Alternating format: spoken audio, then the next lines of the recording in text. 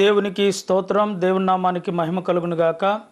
జీవాధిపతి యేసు అనుదిన వాగ్దానాల సందేశాలను వింటున్న దేవుని బిడలైన మీ అందరికీ ప్రత్యేకమైన వందనాలు. వైఎం యూట్యూబ్ ఛానల్ను మీరు సబ్స్క్రైబ్ చేసుకోండి. మీ బంధువులకు మీ స్నేహితులకు పరిచయం చేయండి. లైక్ కొట్టండి, షేర్ చేయండి. అంతేకాదు మరి ఈ యొక్క పరిచర్య కొరకై అనుదినం మీరు ప్రార్థన చేయండి.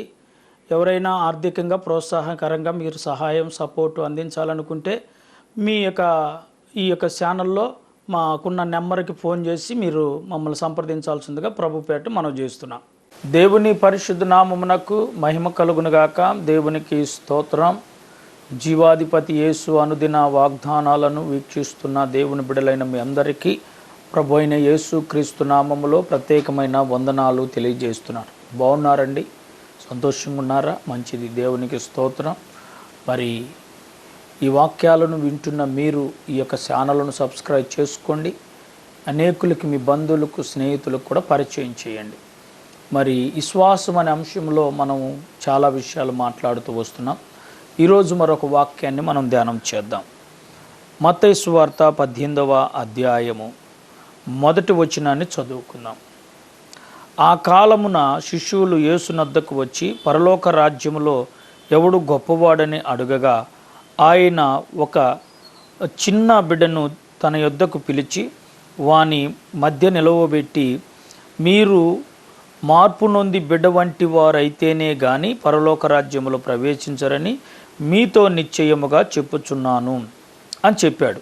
అంతేకాకుండా ఆ 6వ వచనములో ఏమన్నట్టే, నా యందు విశ్వాసముంచి ఈ చిన్న బిడ్డ ఒకని వలె అభ్యంతరపరచు వాడు మెడకు పెద్ద తిరగటరాయి కట్టి మిక్కిలి లోతైన సముద్రములో ముంచివేయుట వానికే మేలు. అంటే చిన్న బిడ్డలను కూడా ప్రార్థనకు రానివ్వకుండా, చిన్న బిడ్డలను కూడా దేవుని ఆరాధించనీయకుండా చేస్తారు చూసావా, అలాంటి వారికంట పెద్ద తిరగటరాయుడు గట్టి సముద్రంలో వేస్తే సరిపోద్ది, వానికి అది మేలు అని రాయబడింది ఇక్కడ వాక్యం.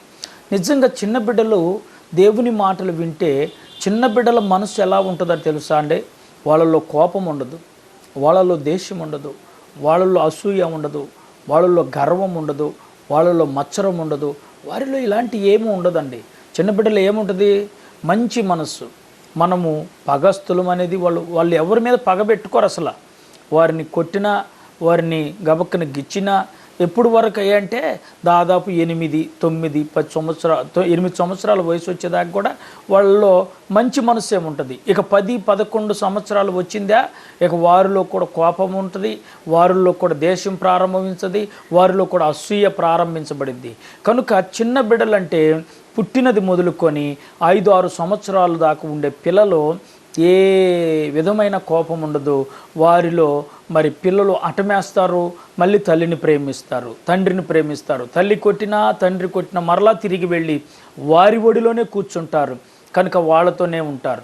మనం పెద్దలం అయినప్పుడు ఒక దెబ్బ కొట్టామనుకో పిల్లల్ని, వాళ్ళు ఏం చేస్తారో తెలుసా? ఇక మనతో 3 రోజులు 4 రోజులు పలకరు. తండ్రే కదా కొట్టింది, నా తల్లే కదా నన్ను తిట్టింది అనుకునే పిల్లలు ఈ రోజుల్లో లేరండి. కనుక చిన్న పిల్లల్ని ఎందుకు చూపించాడంటే చిన్న పిల్లల మనసులో మంచి మనస్సు అని చెప్పి చాలా విషయాలు అక్కడ తెలియపరుస్తూ వారి విశ్వాసం, చిన్నపిల్లల లాంటి మనసులో మీ విశ్వాసం కలిగి ఉండాలి అని చెప్పి ఈ వాక్యం మనకి తెలియచేస్తుంది.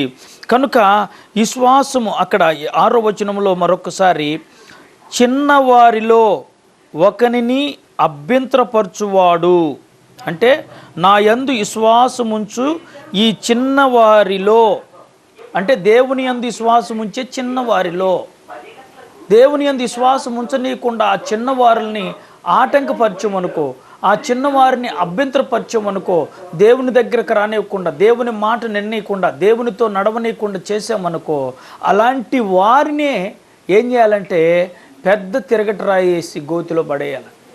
అది వానికి మేలు అంటున్నాడు. కనుక మరి చిన్న పిల్లలని ఆత్మీయ క్రమంలో పెంచటానికి, చిన్న బిడ్డల మనస్సు లాంటి జీవితం కలిగి బ్రతకాలని చెప్తున్నాడు. దేవునికి స్తోత్రం. కాబట్టి ఈ రోజున వాక్యం వింటున్న ప్రియ సహోదరి సహోదరుడా, మరి నీ విశ్వాసము చిన్న బిడ్డల లాంటి విశ్వాసం కావాలి, చిన్న బిడ్డల లాంటి మనస్తత్వం కావాలి, చిన్న బిడ్డల లాంటి హృదయం నీకు కావాలి, చిన్న బిడ్డల్లో ఏ కోపం ఉండదో, చిన్న బిడ్డల్లో ఏ దేశం ఉండదో, చిన్న బిడ్డల్లో ఏ అసూయ ఉండదో, చిన్న బిడ్డల్లో ఏ గర్వం ఉండదో, చిన్న బిడ్డల్లో ఏ కోపం ఉండదో, అలాగ నీ జీవితం, నా జీవితం, మనందరి జీవితాలు కూడా చిన్న బిడ్డల లాంటి మనస్తత్వం కలిగి అలాంటి విశ్వాసంతో మనం ముందుకు సాగాలి. చిన్న బిడ్డలు ప్రార్థన చేయమంటే ప్రార్థన చేస్తారు, పాట పాడమంటే పాట పాడతారు, డ్రమ్ము కొట్టంటే డ్రమ్ము కొడతారు. చిన్న బిడ్డలు చేసే పనులు చూస్తే చాలా ముచ్చటగా ఉంటుంది. చిన్న బిడ్డలు ఎంత విశ్వాసంగా దేవుని సన్నిధికి పరిగెత్తుకుంటూ వెళ్తారు చూడండి. సండే స్కూల్ వాళ్ళకి టైం అంటే ఆ టయానికే పరిగెత్తుకుంటూ వెళ్తారు.